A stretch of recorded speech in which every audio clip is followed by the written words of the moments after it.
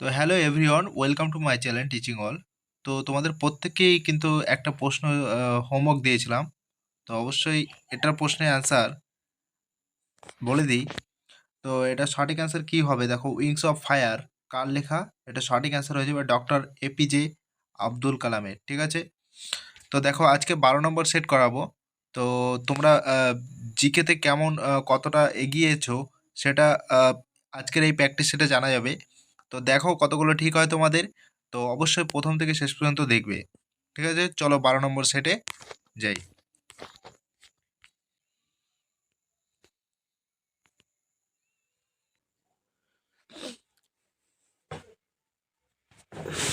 দেখো, আজকে তোমাদের জেনারেল নলেজ এবং জেনারেল অ্যাওয়ারনেস কতগুলো তোমরা পারছো, সঠিক অ্যান্সার দিতে পারছো। আর বেশি দেরিও নেই, ঠিক আছে। আর 40টা দিন মাত্র আছে, ঠিক আছে। ফেব্রুয়ারি কিন্তু 4 তারিখ থেকে পরীক্ষা। তো অবশ্যই ভালো করে তোমরা বারবার বারবার রিপিট পড়ো, ঠিক আছে। যেই টপিক থেকে আসছে প্র্যাকটিস সেটে দেখতে পাচ্ছ, সেই টপিক ওয়াইজ কিন্তু পড়েই যাও, ঠিক আছে। দেখো, 1 নম্বর প্রশ্ন কি বলেছে? 1 নম্বর প্রশ্ন কি বলেছে যে ভারতীয় সংবিধানের ধারা 60 সম্বন্ধীয় হচ্ছে যে ধারা 60, ঠিক আছে। এটা সম্বন্ধে হচ্ছে কোনটা? তো এখানে তোমরা দেখো 4টে অপশন দেওয়া আছে, কোনটা সঠিক হবে তোমরা অবশ্যই কমেন্ট করো। আহ, এখানে সঠিক অ্যান্সার কি হয়ে যাবে বলো? তো এখানে সঠিক অ্যান্সার হয়ে যাবে অপশন বি, রাষ্ট্রপতির শপথ বাক্য। ঠিক আছে, ধারা 60-এ আছে, অনুচ্ছেদ 60-এ আছে কি না, রাষ্ট্রপতির শপথ বাক্য পাঠ সম্বন্ধীয়। ঠিক আছে, এবার দেখো, এছাড়াও তোমরা কিন্তু পাশাপাশি মনে রাখবে, দেখো অপশানগুলো দেখো। রাষ্ট্রপতি নির্বাচন সম্পর্কিত বলা হয়েছে কত নম্বর ধারাতে রাষ্ট্রপতি নির্বাচন যেটা আছে সম্পর্কিত আছে, এটা হচ্ছে 55, ঠিক আছে। 55 55 নম্বর ধারাতে আছে রাষ্ট্রপতি নির্বাচন সম্পর্কিত। আর রাষ্ট্রপতির শপথ বাক্য যেটা বললাম, এটা 60, ধারা 60 মনে রাখবে। আর ভারতীয় সংবিধানে উপরাষ্ট্রপতি আছে 63, ঠিক আছে। 63 নম্বর ধারাতে আছে উপরাষ্ট্রপতি সম্পর্কে, ঠিক আছে। এবার দেখো, পরবর্তী প্রশ্নে চলে যাব। দেখো, 2 নম্বর প্রশ্নে কি বলেছে? সীমা পুনিয়া কোন খেলার সাথে জড়িত? সীমা পুনিয়া কোন খেলার সাথে জড়িত? তো এটা সঠিক অ্যান্সার কি হবে তোমরা অবশ্যই দেখো। এটা সঠিক অ্যান্সার কি হবে? অপশান বি হয়ে যাবে ডিসকাস থ্রো, ঠিক আছে। ডিসকাস থ্রো, সীমা পুনিয়া কোন খেলার সাথে জড়িত? না, ডিসকাস থ্রোর সাথে জড়িত, ঠিক আছে। দেখো, মীরাবাই চানু, ঠিক আছে, এটা অনেক সময় আসে ভারোত্তোলনের সাথে। মীরাবাই চানু ভারোত্তোলনের সাথে যুক্ত। জ্যাভলিন থ্রো যেটা আছে নীরাজ চোপড়া, ঠিক আছে। আর কুস্তি হচ্ছে বজরং পুনিয়া, ঠিক আছে। এই যে খেলা থেকে একটা প্রশ্ন আসবে, তোমরা খেলা থেকে অবশ্যই দেখে নিও এই টপিকটা থেকে, ঠিক আছে। চলো পরবর্তী প্রশ্নে যাব। দেখো, তিন 3 নম্বর প্রশ্ন কি বলেছে? ভাবাই ভাবাই হলো ড্যাশের একটি ঐতিহ্যবাহী নৃত্য। তাহলে ভাবাই হলো ড্যাশের একটি ঐতিহ্যবাহী নৃত্য। তাহলে এখানে সঠিক অ্যান্সার কি হয়ে যাবে? দেখো, 4টে অপশনের মধ্যে কোনটা সঠিক হয়ে যাবে? অপশন এ হয়ে যাবে কারেক্ট অ্যান্সার, গুজরাট। গুজরাটের একটি ঐতিহ্যবাহী নৃত্য হলো ভাবাই। ওকে। এছাড়াও গুজরাট, রাজস্থানেরও কিন্তু ভাবাই কিন্তু একটা জনপ্রিয় নৃত্য, মনে রাখবে। এবার দেখো, দা দেখো, নৃত্য থেকেও একটা প্রশ্ন দিয়েছে। যেহেতু নৃত্য, ঠিক আছে, কে কার সাথে কোন খেলার সাথে যুক্ত, কে, এটি কার বই, কার লেখা, এখান থেকেও কিন্তু একটা প্রশ্ন দিচ্ছে। তাহলে প্রত্যেকটা টপিক ওয়াইজ তোমাদের কিন্তু পড়তে হবে। হ্যাঁ, এবার দেখো 4 নম্বর প্রশ্ন কি আছে? উম, যে দ্য রোড কার লেখা? দ্য রোড কার লেখা? তো এখানে সঠিক অ্যান্সার কি হয়ে যাবে? দেখো, দ্য রোড কার লেখা? তো এখানে সঠিক অ্যান্সার কি হয়ে যাবে? না, অপশন এ হয়ে যাবে কারেক্ট অ্যান্সার, কর্ম্যাক ম্যাকাথি, ঠিক আছে। কর করম্যান ম্যাকাথি, ঠিক আছে। এবার দেখো 5 নম্বর প্রশ্ন কি বলেছে? দেখো, 5 নম্বর প্রশ্ন কি বলেছে? দেখো, 5 নম্বর প্রশ্ন, কোন রাজ্যের ধর্মীয় উৎসব গণেশ চতুর্থী আনন্দের সাথে পালিত হয়? কোন রাজ্যে ধর্মীয় উৎসব গণেশ চতুর্থী আনন্দের সাথে পালিত হয়? তো এখানে সঠিক অ্যান্সার কি হয়ে যাবে? অপশন সি হয়ে যাবে কারেক্ট অ্যান্সার, মহারাষ্ট্র। ঠিক আছে, মহারাষ্ট্র রাজ্যে ধর্মীয় উৎসব গণেশ চতুর্থী আনন্দের সাথে পালিত হয়। ঠিক আছে, এরপর দেখো নেক্সট প্রশ্ন কি বলেছে। 6 নম্বর প্রশ্ন দেখো, 2023 সালে international day of the world's indigenous day এর থিম কি? ঠিক আছে, দেখো চারটে অপশন কি আছে, দেখো। তো এখানে সঠিক অ্যান্সার কি হয়ে যাবে? দেখো এটা কারেন্ট অ্যাফেয়ার্স। তো এখানে সঠিক অ্যান্সার কি হয়ে যাবে? অপশন সি দেখতে পাচ্ছি। দেখো ভালো করে দেখে নাও। অপশন সি দেখো সেলফ ডিটারমিনেশন আছে।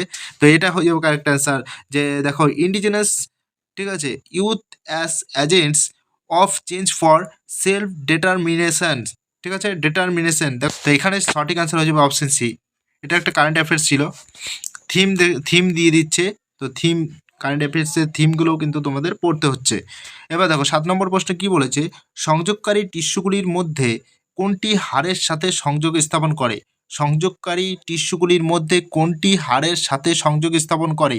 তো এটার সঠিক অ্যান্সার কি হয়ে যাবে? দেখো 7 নম্বর প্রশ্ন, সঠিক অ্যান্সার হয়ে যাবে লিগামেন্টস। দেখো হাড়, আমাদের দুটো হাড় কিন্তু জয়েন্ট করে লিগামেন্টস। ঠিক আছে, তো এটা হবে সঠিক অ্যান্সার।